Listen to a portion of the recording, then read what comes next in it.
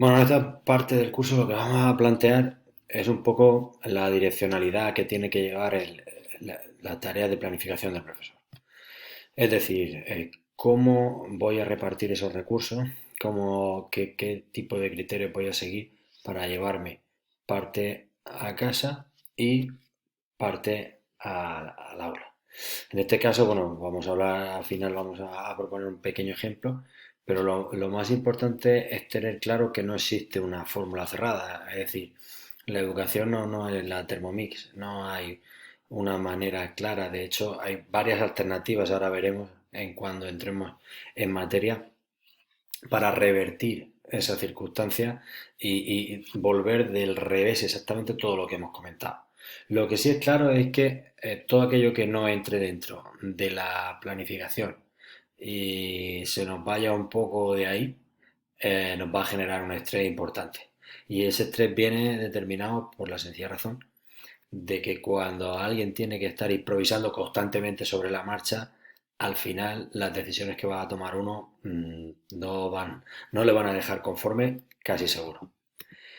Dicho esto, avanzamos primero por lo que han sido estas clases online en el 2020 y qué nos hemos encontrado. Porque lo que nos hemos encontrado en esas clases online, pues probablemente va a ser muy parecido a lo que nos vamos a encontrar en esta fórmula semipresencial. ¿Qué cosas nos encontramos? Vale, pues primero hablamos de la brecha. Hablar de la brecha digital es sencillo, pero cuando hablamos de brecha digital, pues todo el mundo hemos convenido que realmente lo que hay es una brecha social. No es solamente una cuestión económica y una cuestión digital en tanto en cuanto no puedan adquirir dispositivos, sino que tampoco el tiempo que le pueden dedicar muchas familias a sus hijos no es exactamente el que le puede dedicar otros. Eh, Esa brecha social y esa brecha digital ha hecho que la respuesta, claro, ha sido muy distinta de la gente que sí puede y quiere, a la gente que puede y no quiere, y a la gente que ni quiere ni puede responder a estas circunstancias. Otra ha sido el exceso de volumen de trabajo. Y no me refiero solamente a que haya sido un exceso de volumen de trabajo, está muy de moda al hablar de que el profesor sobrecarga a los alumnos, tal. Quizás sí, quizás haya que hacer pues eso, un examen en ese sentido, mirar hacia adentro y con esa auditoría ver si nos hemos excedido en la carga, puede ser que sí.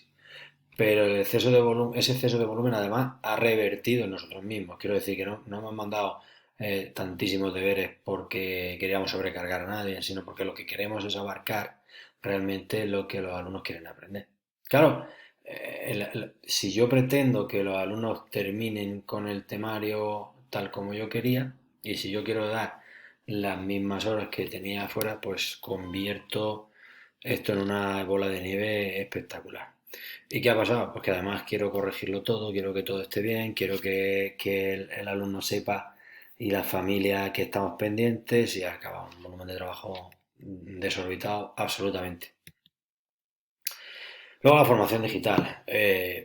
Yo creo que Twitter ha sido el principal formador digital en esta pandemia. Todos hemos aprendido muchísimo a través de Twitter. Quizás antes aprendemos estas cosas de forma muy relajada, estábamos viendo pues, que si veo un tutorial, que lo hago esto, y de repente, en los primeros días que se cerraron los coles, hubo una avalancha tremenda de formación digital, pues eso, de golpe y porrazo. Y la gente, claro, empezamos a cubrir nuestras carencias. Bien, yo creo que al final el balance de eso es positivo. Es positivo porque nos ha costado organizarnos, pero lo hemos hecho. Pero la formación digital no solamente es nuestra, esa carencia. También hay una carencia en los alumnos, porque muchas veces no hemos utilizado todo lo que queríamos o todo lo que debíamos, los recursos digitales que hay en los centros y a veces tampoco de las familias cuando estamos hablando de los cursos iniciales y realmente también tienen que ayudarles. Esa formación digital ha hecho que la respuesta también no haya sido todo lo óptima. Por lo tanto, este es algo que nosotros debemos cubrir. Yo lo quiero resaltar porque es un aspecto muy importante que en estos primeros días seamos capaces de formar a nuestros alumnos y de hacer ver a las familias mediante forma presencial o tutoriales o como nosotros queramos de cómo es el manejo de esa plataforma, de qué es lo que esperamos de ello, de cómo hay que subir las fotos, de por dónde hay que mandarlas, todo ese tipo de cuestiones tiene que quedar clarísimo. Luego además pues nos hemos encontrado con la respuesta que nos han dado desde la familia, ¿no? También es verdad que en este último trimestre, pues las calificaciones han sido, no se podía calificar negativamente al alumno, aunque no participase de las clases. Lógicamente, eso hace que a veces, como daño colateral de esto, pues algunos alumnos efectivamente se pueden relajar. Sí que es verdad bueno, hay que intentar tratar de motivar de otra manera, de buscar enganchar, pero lógicamente pues existe un sector de población, fundamentalmente también en los más mayores, en la secundaria también, que a veces pues, puede ser más susceptible de desconectar. También el tema de ciertas áreas como las que tienen que ver mucho con el aprendizaje de idioma extranjero, etcétera, el no tener una interacción tan directa han hecho pues, que el tema de la transmisión del lenguaje oral a veces se ve un poco limitado, ¿no? La falta de costumbre de utilizar videoconferencias, el empleo de hacerlo todo oral, pues ahora pues, a algunos alumnos les ha costado también. Las áreas en las cuales hay contacto físico constante, se da en música, se da pues en la mía, en educación física, lógicamente, yo dando educación física online, la verdad que es una sensación muy extraña. Se pueden hacer cosas, se intenta, se busca los famosos retos, pues, actividades de coreografía, de sincronización, en fin, hay mil, pero lógicamente el área de educación física se ve muy limitada por esta situación online.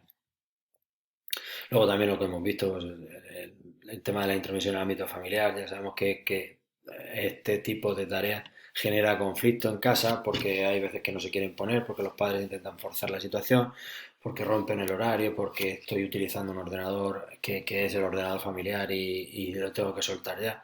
Lógicamente todos esos conflictos han existido, van a existir con sabido estrés que genera todo esto que hemos dicho, tanto en los docentes como en las familias. Y claro, lo más importante para mí, una frase que de las más acertadas que he leído, que se la leía a Carlos Magro, hablaba que ha bastado solamente unas pocas semanas sin el colegio para saber lo importante que era el colegio en nuestras vidas. Realmente las cosas, no sabes lo que tienes hasta que lo pierdes. Pues aquí todo el tema socioafectivo se ha perdido o ha disminuido, mejor dicho, pues brutalmente. Pero todo esto tenemos que quitarlo de en medio y empezar a pensar en lo que queremos construir y en cómo queremos redireccionar esa combinación de lo online y de lo presencial. Y lógicamente el hacer esto debe ser bastante pensado y calculado para precisamente evitar todas esas circunstancias que hemos dicho con anterioridad. Bueno, lo primero que tenemos que tener en cuenta es que debe haber una coordinación. Y cuando hablamos de coordinación no hablo solamente de coordinación del equipo docente, que también, pero la coordinación me refiero a una coordinación entre lo que pasa dentro y lo que pasa fuera. Pero además de eso, debe haber una independencia. Y parecen paradójicos los dos términos, pero me voy a explicar. Veremos cómo no tiene por qué. La independencia, lo que más referencia con la coordinación fundamentalmente, es que tomemos un punto de partida. En este caso yo voy a proponer ahora que el punto de partida sea el aula, ¿de acuerdo? Y a partir de ese punto de partida, el trabajo en casa se va a coordinar con ese punto de partida. Es verdad que hay otro tipo de estrategias, luego lo hablaremos de, por ejemplo, en la escuela invertida, en la cual justamente era al contrario. Es decir, el punto de partida epistemológico arranca afuera para luego dentro hacer tareas. Aquí en este caso no quiere decir que vamos a dedicar las clases a las aplicaciones magistrales, no, no. Vamos a dedicar a posiblemente explicaciones magistrales, alguna habrá seguro, dependiendo también del área, de la tipología de, de- de la materia que es, aparte también pues de los estilos de enseñanza que utiliza el maestro, pero no solamente es eso, sino que también vamos a practicar dentro. Lo que sucede es que vamos a tratar de que esa práctica poder canalizarla hacia afuera en el trabajo en casa, si puede ser a través de medios totalmente distintos, si puede ser a través de medios tecnológicos, si puede ser a través de un prisma más competencial, luego iremos ahondando un poco en las actividades en eso. Y en cuanto a la independencia, tener claro que tenemos que desarrollar materiales, a ser posible que sean diferentes o totalmente. Es decir, que lo que yo utilizo en el aula no tenga por qué estar utilizándolo en casa. Lo ideal sería que el alumno tuviese muy claro qué pertenece al aula, qué pertenece a casa, las vías por las que me van a retroalimentar lo de clase, las vías por las que me van a retroalimentar lo de casa, porque parece peligroso, ¿no? Parece además lioso el utilizar un sistema convencional en el cual yo voy a estar todo el rato aquí dando clase y el resto del tiempo lo que voy a hacer es mandarte desde aquí los deberes, la tarea para que en casa trabajes las otras 2 horas que te faltan. Porque muy probablemente vas a acabar pasando muchísimo tiempo en clase corrigiendo todo aquello que has mandado para afuera, con lo cual no te va a permitir avanzar la materia tampoco. Así que tenemos que separar muy bien varios compartimentos, estos dos apartados, porque si no, probablemente nos va a sobrevenir el mismo estrés que nos estaba sobreviniendo con anterioridad. Vamos a ver ahora un pequeño modelo de estrategia anual, de tratar de separar ese trabajo que va a acabar en clase y el trabajo que va para casa. En este caso, vemos una columna que está en azul que es para clase, otra en amarillo que está para casa. Vamos a ir descubriendo poco a poco pues, qué hemos ido introduciendo en cada una de ellas. El área de lengua castellana y literatura es para segundo de primaria, así que las actividades evidentemente son muy sencillas. Pues las tareas, ¿cómo vamos a articular las tareas en clase? ¿Qué tengo que pensar o trabajar en clase? Pues lo que trabajo habitualmente, es decir, trabajo habitual sobre los distintos bloques de contenido. Trabajo de expresión oral, trabajo de lectura, trabajo también, en este caso, de escritura y, por supuesto, también la literatura y la gramática que vamos a desarrollar. ¿A través de qué? Pues a través de pequeños juegos, a través de retos, a través de, por supuesto, también de actividades convencionales, del cuaderno, etcétera. Vamos a ir desarrollando todo esto. ¿Y en casa qué va a pasar? Pues en casa vamos a tener un glosario de actividades autoevaluables online, que en este caso va referido a un contenido muy concreto. Por ejemplo, lo podemos referir a contenidos gramaticales. ¿Quiere decir esto que solamente vamos a dar la gramática aquí? No. Vamos a ver cuestiones que tienen que ver con la gramática en clase y luego esas actividades que hemos dicho online, que además son autoevaluables, van a estar interconectadas. Pero si son autoevaluables, entonces el alumno ya, ¿cómo sé si sabe o no sabe?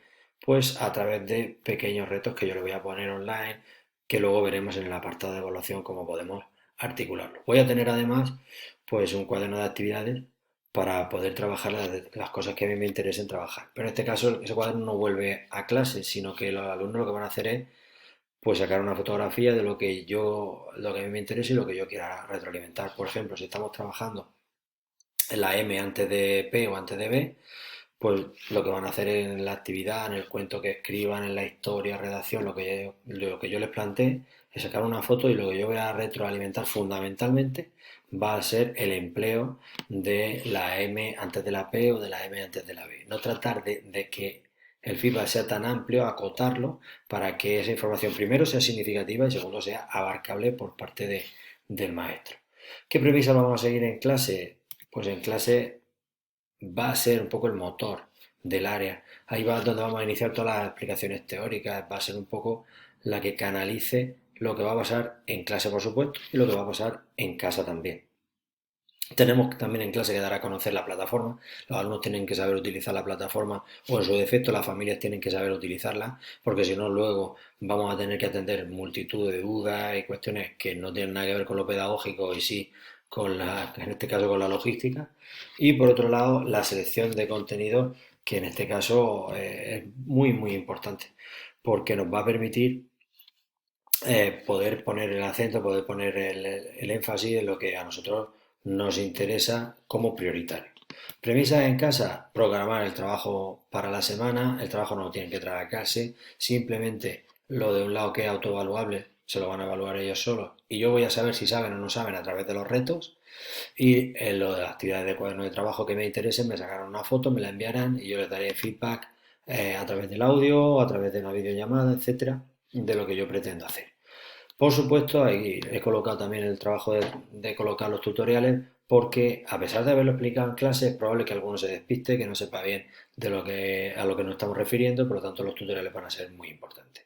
A todo este planteamiento cabe decir que se le puede dar la vuelta. Hay técnicas para darle la vuelta exactamente a todo lo que hemos dicho, como es la escuela invertida.